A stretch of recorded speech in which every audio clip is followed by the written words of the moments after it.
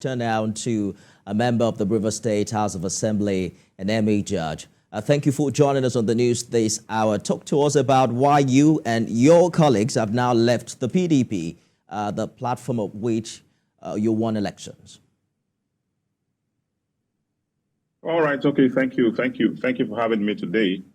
But before I continue, I think it's important for me, as I have always done, to correct this impression. Your correspondent, Uche Okoro from Port Harcourt, is obviously misinformed. There is no court order stopping the River State House of Assembly from carrying out its constitutional duties. As a matter of fact, there is no faction. 27 members of the House of Assembly are intact under the leadership of Right Honorable Martin Chike Amewule, and there is no faction. The 4 people you're talking about were suspended. They can't go and do anything after the fact.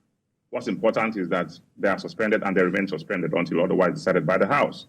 So, and then him saying status quo, I don't think he understands what status quo means. There are two different court orders that are materially different. We have a court order that is subsisting, that allows us to carry out our functions unfettered. Rather, is the executive that is in breach, because the executive has gone ahead to withhold funds constitutionally meant for the running of the River State House of Assembly, and according to the appropriation law of 2023. So I need to first correct this impression that we don't have any court issues stopping us from performing our functions. So the issue of defection, we are allowed by the ground norm, by the Constitution 1999 as altered, if we choose to defect. As a matter of fact, there's a division in our party, and the Constitution allows us if there's a division in our party. We know that there are court issues here and there about the secretaryship of our party. So the secretariat of the PDP, as I speak to you, is dysfunctional. A few weeks ago, we tried to dispatch correspondences in the middle of this crisis to our party, and we didn't even know who is the secretary and who to write to. We have court issues in Abuja. We have another court issue in Lagos, all about the secretaryship. So I think that inside that division, it will have been difficult for us to remain in PDP. That's on the one hand. Secondly, it is common knowledge that all of us here in River State, me and my colleagues and other well-meaning River people, supported and voted for His Excellency Asiwaju Bola Tinubu. We keyed into his renewed hope mandate even before the elections. So why stay on the sidelines? If we believed in him enough to vote for him, then we should believe in him enough to join him in his party to pursue the vision for Nigeria that he is pursuing. We want a situation where when history is written, when the successes of Mr. President are recorded, we want to be written as amongst those who joined him to change the fortunes of our country. We believed in the renewed hope agenda, and then we believe that it's easier for us to work with Mr. President when we're with him in his party. I hear you, Honorable Judge. Let me jump in very quickly. How do you react to those who would say this is an attempt by the former state governor to completely hijack the APC structure in Rivers State? I'm sure you're aware that some members of that party over the weekend have also left, to join Governor Fubara's camp. I think that it's an insult on our collective sensibilities as members of the legislature to read to give meaning to everything that we do and tie it to our leader, His Excellency Wike, who is the political leader of our state. We are adults, we are politicians, we have minds of our own. Our leader is still a member of the PDP. We have moved to the APC.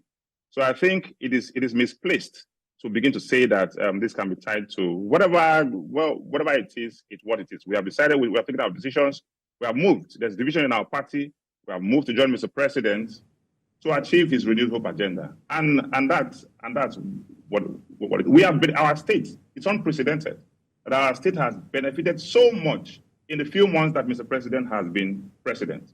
The whole idea of us being in politics and representing our people is so that we can drag benefits to our people.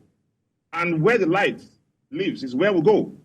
We have seen that Mr. President means well. Look at the number of appointments Rivers people have gotten in his cabinet in just a few months. So that's where we think the fortunes will be easily scooped for our people. I hear so you. We're joining hands with Mr. President. But you also agree with me that the rift between the current governor and his predecessor is an open secret, but we are told that the president himself intervened. Where did that leave the impeachment notice, or the impeachment news from the House of Assembly some weeks ago? Uche, as of now, we're talking about the defection of 27 members of the Rivers State House of Assembly who have decided that they are leaving our party, which is divided, who have decided that we want to work with Mr. President. I would like to stay on that issue. On another day, if you call me back and you want to discuss impeachment issues, we can discuss impeachment issues, please. All right, but you also did mention that the governor hasn't been funding the House of Assembly in your submission a few minutes ago. I would like to ask, if you're willing to answer, what relationship currently exists between the State House of Assembly and the office of Mr. Governor? Withholding the funds of the Rivers House of Assembly is a constitutional issue, and eventually in the coming days will be a legal issue. The governor has no power, the executive arm has no power to withhold the funds for any arm of government. That's abuse of office, that's abuse of power. You can't withhold for the judiciary, you can't withhold for the legislature. So it's unconstitutional.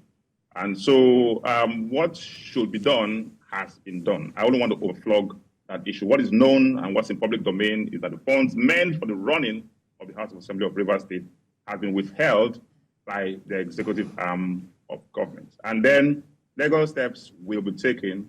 What is done when there's a breach of the Constitution, what is usually done when there's a breach, will be done. And in the coming days, it will unfold, and I'm sure you'll be in no doubt anymore. There's those who hold the thought that politicians have their way around this thing, that this issue can be resolved outside the court if both parties are willing to sit behind the table and trash out the issues. Do you subscribe to that school of thought? There are tripartite issues now where you're talking impeachment on the one hand, you're talking defection on the one hand, you're talking resolution. We're not talking politics per se today. Leave that for what it is. Don't be in a hurry as time unfolds, as days unfold. What is our interest? It's in the interest of our people. Why were we elected? How do we bring dividends of democracy to our people? And whatever as an assembly, as the 10th Assembly of Rivers State, under the leadership of Martin Amewule, whatever we feel that will improve the fortunes of our people is what we will stand for.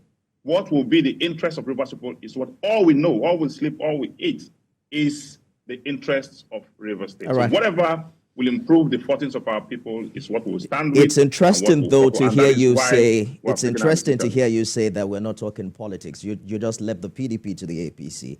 But I guess we'll find some other time to talk about this. No, we're talking defection. Politics is very wide. It's like an octopus. Member, Today, Rivers State House of Assembly. Defection. So that's our time. Honorable Judge, thank you so much for talking to us. We'll take a short break and we'll be back with more.